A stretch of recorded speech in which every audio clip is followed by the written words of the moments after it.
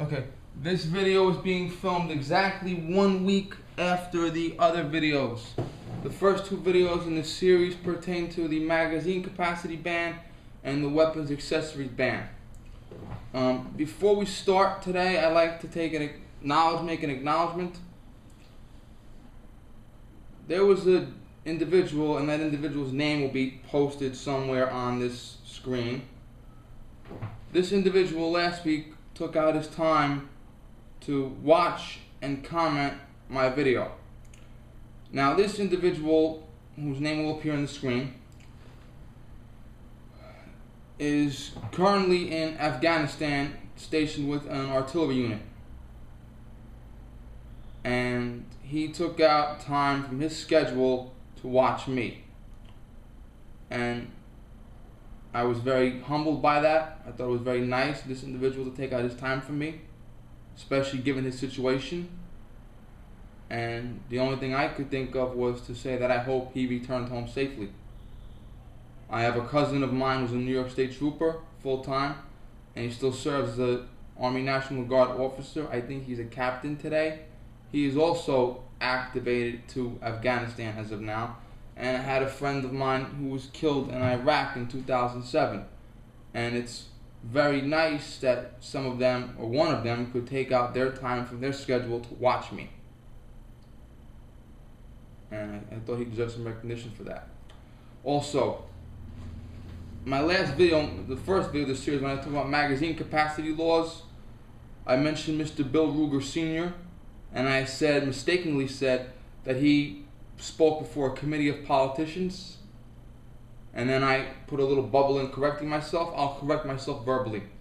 Mr. Ruger Sr. wrote a letter to all congressmen and senators on March 31st, 1989, basically saying, in so many words, I forget the exact words, knock it off with the assault weapon stuff, just cap the magazines at 15 rounds.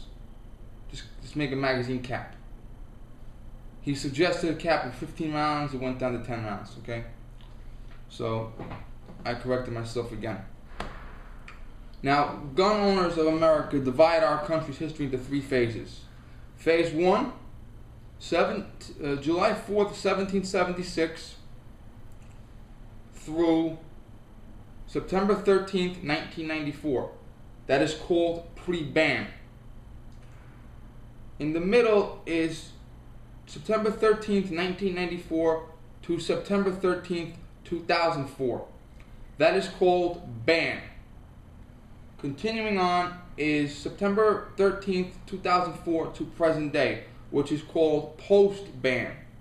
Now, the ban period is when magazine capacity and weapon accessories were banned in all 50 states for 10 years to the minute. The post-ban is the time we're living in now, but maybe 10 out of 40 states have some form of ban still in effect on the state level. Some states have magazine capacity ban, some states have weapon accessories ban, some states have both.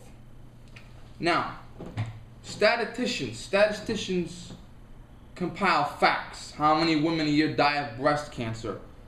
What is the life expectancy of an Asian man? How many people get into car accidents a year? Statisticians and scientists compiled some very interesting data.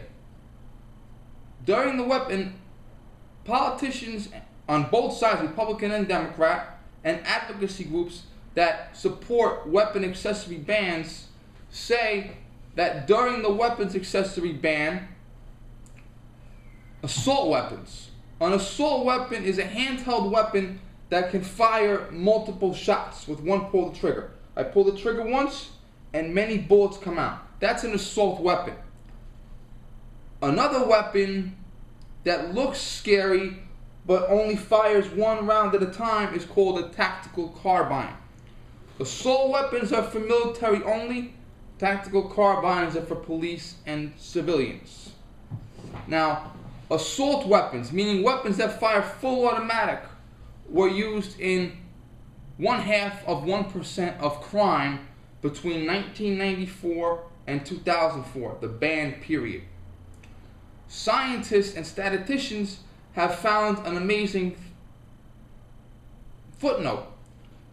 Assault weapons comprise less than 0.5% of all crime throughout all of history. So the weapons accessory ban didn't do anything. Just took up a lot of taxpayer money and a lot of paperwork and a lot of regulation. Now, an assault weapon, a weapon that fires full automatic, is illegal to own to 99% of Americans. A very, very select group of Americans have had the ability to buy a fully automatic machine gun. Requires a lot of paperwork, requires special licensing. The average American cannot buy a machine gun or an assault rifle. The U.S. government banned assault weapons many years ago, in the 60s and in the 80s. They banned these weapons. The 1994 ban only banned weapon features. That's why it's called an accessories ban, not an assault weapons ban. Okay? Now, during the 2008 Democratic Convention, I did not watch it, I saw this later on YouTube, a man sent in a video. And the man sent in the video said, "Are our babies safe?" And when he said, "Are our babies safe?" he produced a semi-automatic AR-15, semi-automatic like this, with all the features on it, and he referred to it as his baby. The 1994 magazine capacity and weapons accessory ban was co-authored by then Congressman Chuck Schumer and then Senator Joe Biden. And candidate Biden was at this debate, and candidate Biden commented that this individual, if that's his baby, he needs help. I will say that a politician, a public servant, should only be referred to a dangerous criminal as someone that needs help. This individual was not convicted of a crime and was not committed to a mental institution. Therefore, he needs help is an inappropriate comment. Now that I've said that, I found this individual on YouTube. I saw that video. I saw a couple of other videos where he explains weapon accessory bans and explains hunting rifles and hunting and combat rifles, hunting ammunition and combat ammunition. I found this individual to be a very pleasant person to talk to. He has a goatee and he looks skinny and he looks like a guy that hangs out in a bar. But I found him to be a very pleasant person to talk to. I do not think he needs help, so to speak.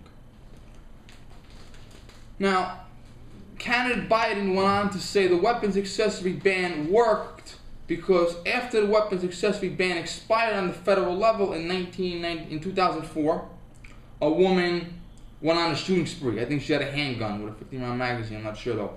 But a woman went on a shooting spree. The video we're going to discuss today is a case study of why the weapons accessory ban did not work. I'm allowed 15 minutes. I'll check my time to see if we can continue. We have several minutes. Now, weapons accessory ban, we're going to go over this again from last week, makes the accessories on the weapon illegal. Collapsible buttstock, pistol grip, bayonet lug, flash suppressor. You can have on your gun one of these evil features. The AR-15 has a pistol grip. Therefore, if you buy an AR-15, it must automatically have a full non-collapsible buttstock here. The flash suppressor must be taken off, and the bayonet lug must be taken off. The bayonet lug is used to mount a bayonet for a bayonet charge. I've seen soldiers do it on the battlefield, but I've never heard of a police officer or an armed citizen or a criminal making a bayonet charge. The primary function of the of the flash suppressor is to diminish the flame. When you shoot a bullet out of a rifle, it gives a spark. Now, after maybe an hour and a half, 2 hours in the range, you're shooting 200 rounds of ammunition, that is going to hurt your eyes. The flash suppressor acts as sunglasses. It diminishes the flames so it hurts your eyes less. Okay? Now, the weapons accessory ban of 1994 did not make the weapon outlawed. It made 1, 2, 3, 4 features outlawed and said only one is acceptable. And the magazine ban was limited to 10 rounds. Now, this works if the accessories make the gun more dangerous. But there is no scientific study anywhere that says that a rifle with a collapsible buttstock is more dangerous than a rifle with a fixed buttstock. Especially because of the collapsible buttstock. It's ridiculous. It's like saying, let's stop car accidents, let's make it a felony for anyone to own a car with a retractable seat.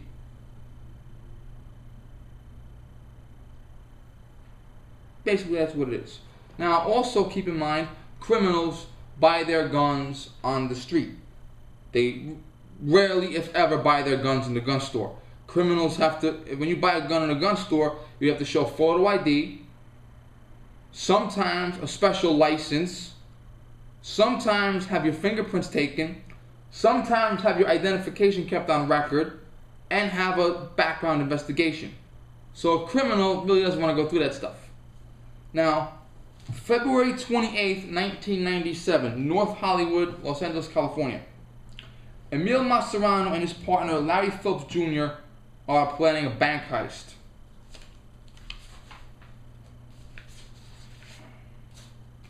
Bank robbery is a federal offense, just so you know.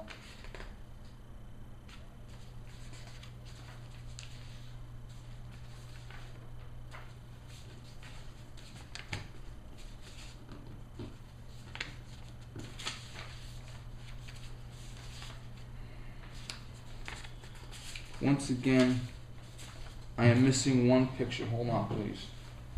I did this last week, I'm sorry.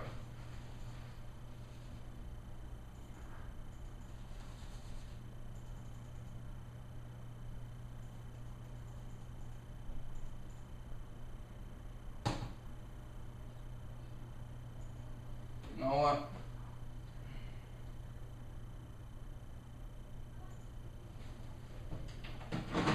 Hold on one moment, please.